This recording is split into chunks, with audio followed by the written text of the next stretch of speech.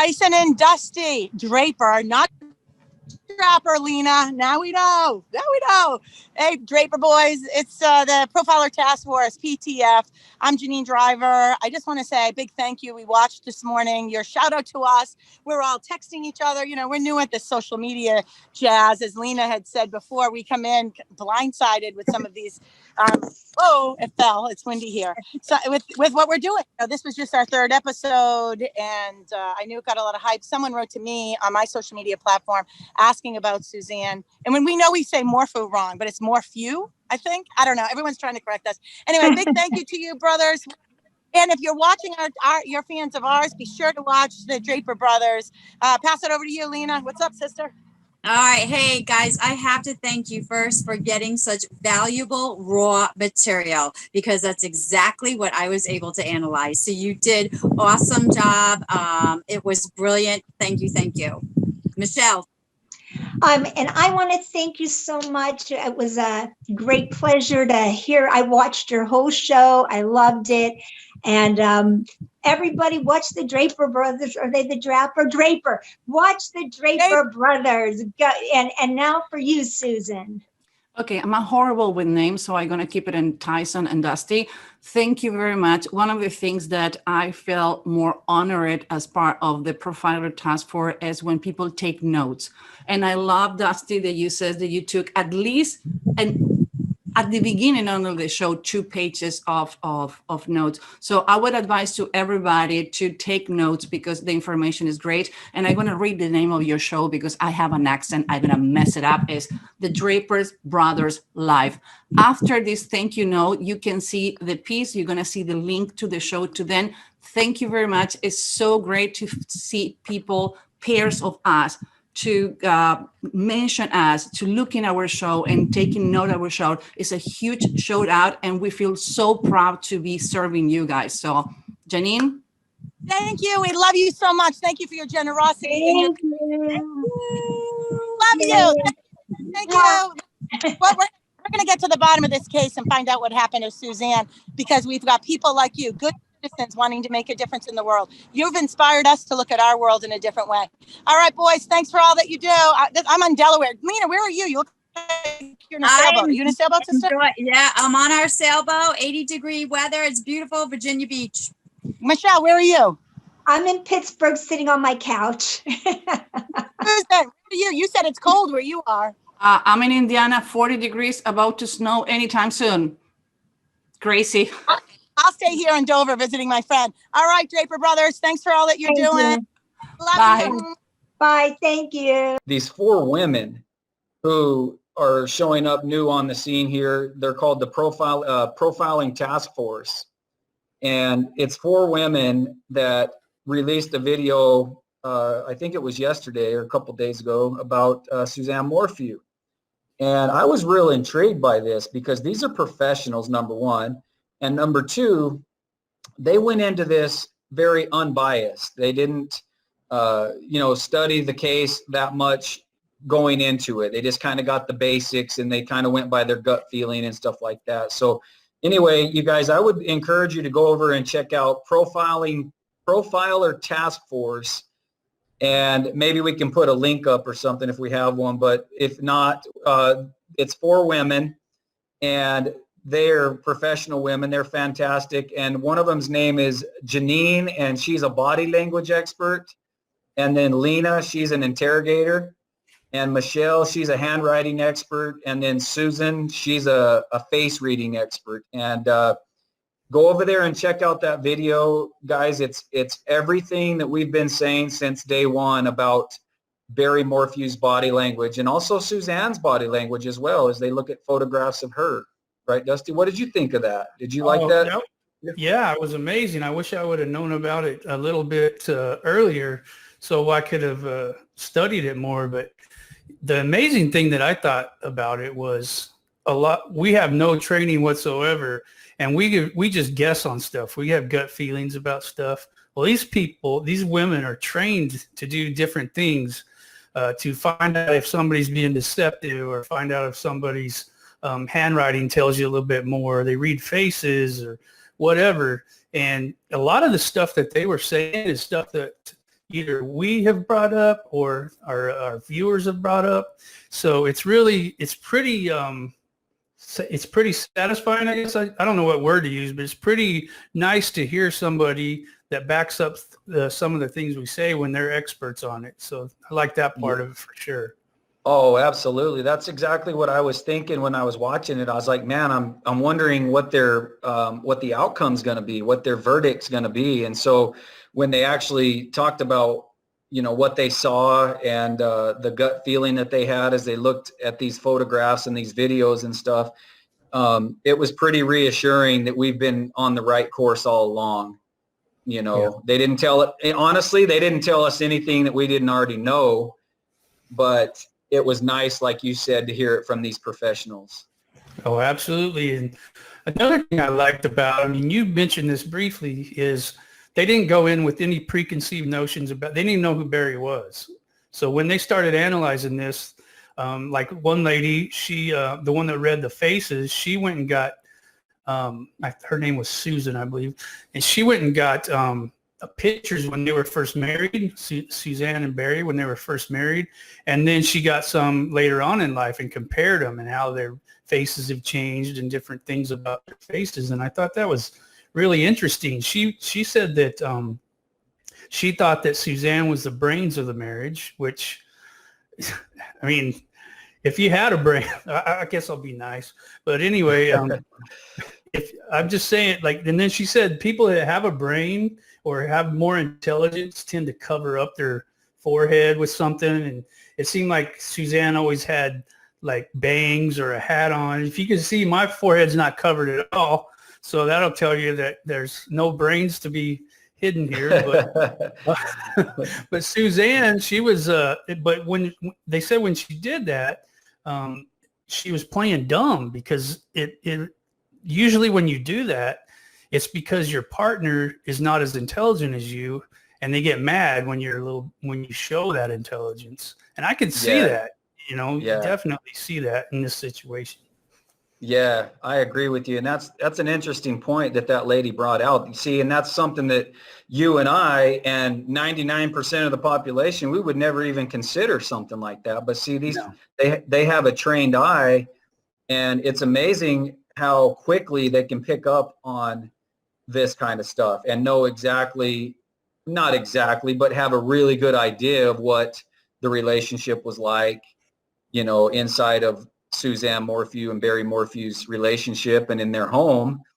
They could tell a lot just by, like you said, the bangs and the little, I thought this was interesting. It was the same lady, Susan. It was Susan, and she talked about this little thing on this side, on the right side of Barry's face, and then also the eye. The eye was being covered kind of by the eyebrow, and it was only on that one side of the face. And as you looked at that picture, it was like, wow, I could have stared at that for 100 years and never realized that. So thank you so much for pointing that out. But it makes sense, doesn't it? Oh yeah, she called it a chameleon eyebrow, is what she called it. And she said when people do that, you never know what's going on in their head, and they like to be in control. And what does that sound like? that nails Barry, as far as like to be in control. Everything we've heard from him is all control, control, control.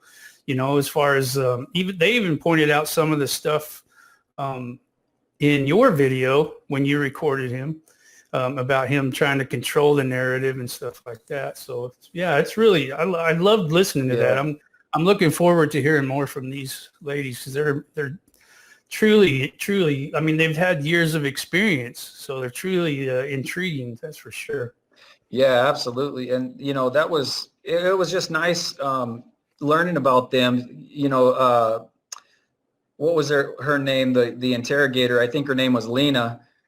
Or Lena, I'm not sure how to say it, but she was talking about how she watched my video, and she's like, I don't even know how to pronounce this guy's name. I don't know if it's Tyson Draper or Tyson Draper, but anyway, he got this video of Barry, and it was cool because it was like, I could tell she hasn't done a lot of research on this case, which was nice, because we wanted a fresh perspective from somebody that didn't know a lot about it. And in the end, again, they were spot on with their with their findings. Oh yeah, So it was really neat. I listened to as much as I could before we started this, and I've got a page and a half of notes just from the little amount that we were able to watch before this. So yeah, I'm going to go back and study those for sure. Really, really interesting. Well, let's keep those notes out. Let's kind of talk about some of that stuff that you saw, because I jotted down some notes as well. And what I found interesting from listening to Suzanne, of course, she went first, and so most of my notes are from hers. But she's the face reading expert, and she talked about how, like you mentioned, Suzanne was hiding behind the bangs.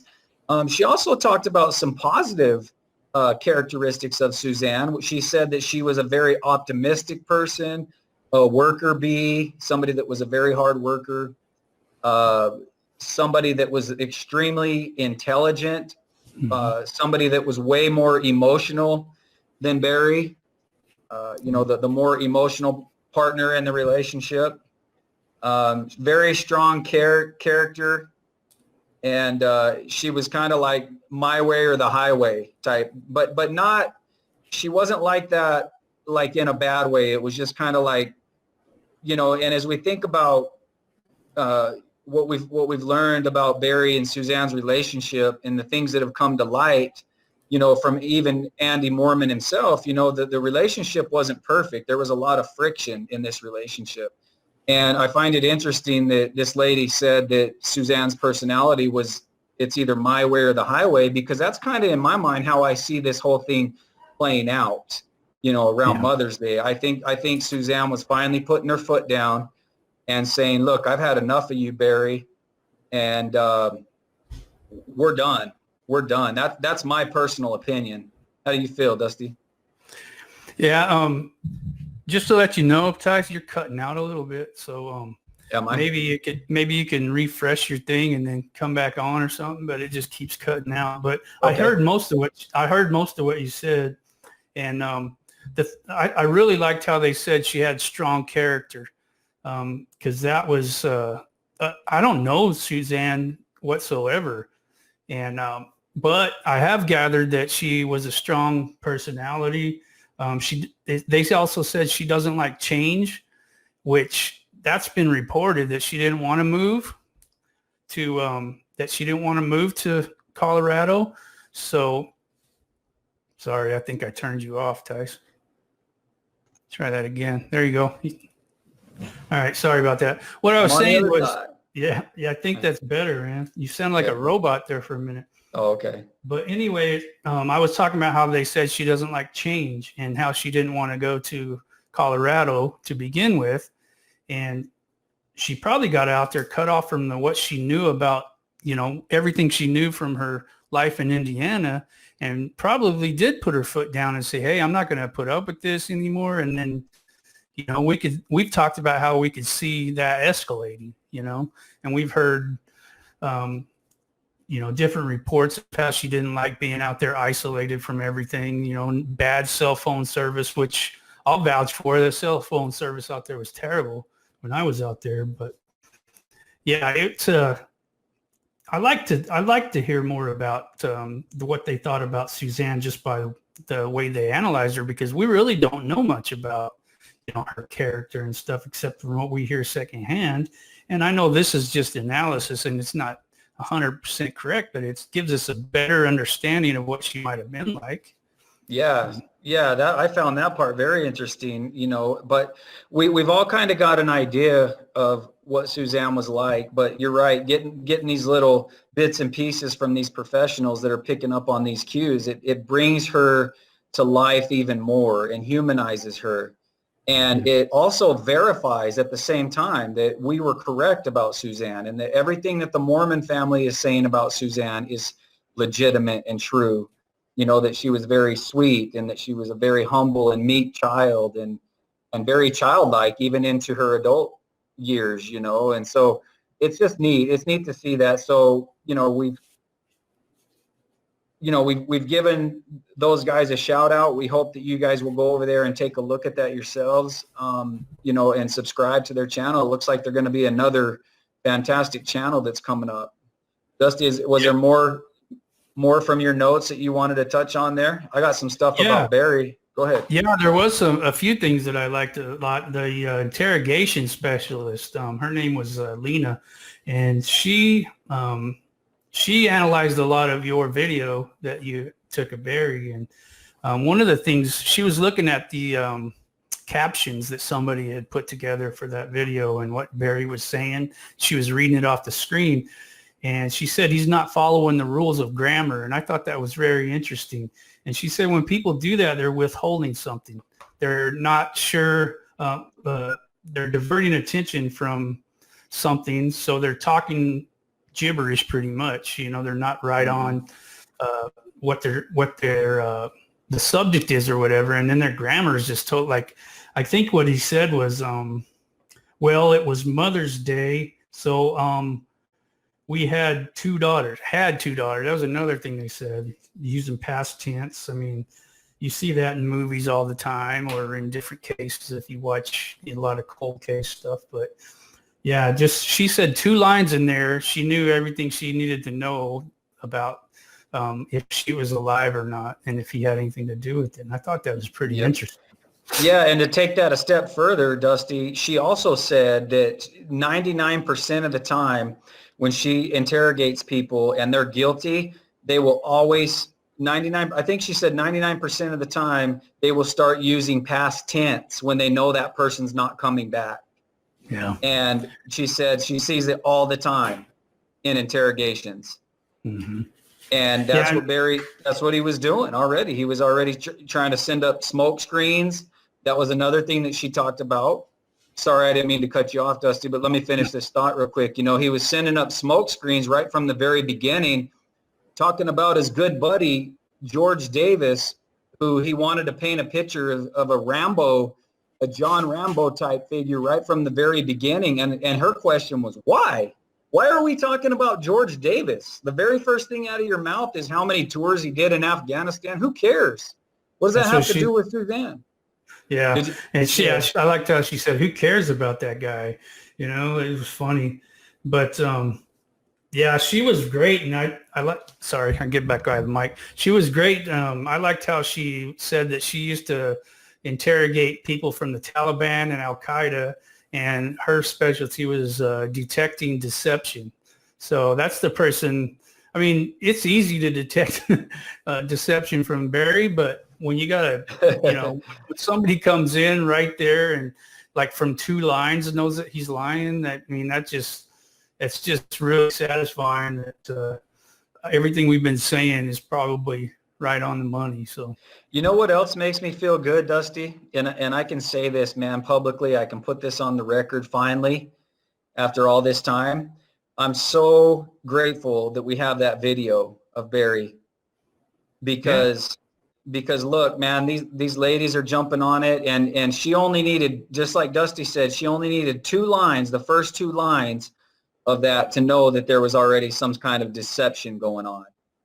And you know, that video really is valuable. I don't want to get off on a tangent, and I don't want to like sound like I'm bragging or tooting my own horn. I don't even want to talk about that, but I'm just so grateful that we're able to glean so much information that really is slowly incriminating Barry more and more and more as time goes on.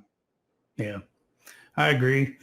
Yeah. So yeah, that was a great video. I'm anxious to watch the rest of it because I got about 30 minutes done, and it's like an hour and 8 minutes. So I'm anxious to watch the rest of it. So. All right, Dusty, I'm sorry to cut you off, but we got several people asking what channel it is. Is there any way you could pull up their thing and just show it here on the screen? What, their channel or what? Yeah, just like show their channel or like their address and how to get over there. Yeah, give me just a second. Did you find that, Dusty? Yeah, it's uploading right now. Okay. Yeah, here it is. Let's see. Okay. Oh, I'm sorry. I put one of those things in the way. Oh, you don't really need the bottom of that anyway. It's okay. And up here is where you're looking, Profiler Task Force. Yeah, that's all you got to type in. You'll see these graphics. That's pretty cool. At the lion. Oh, okay. All right, then I guess I'll throw Alf back up there again. There's our good friend Glowing Ember. I love you, Glowing Ember. I'm not sure who you are, but I love when I see that little Alf character pop up over there. So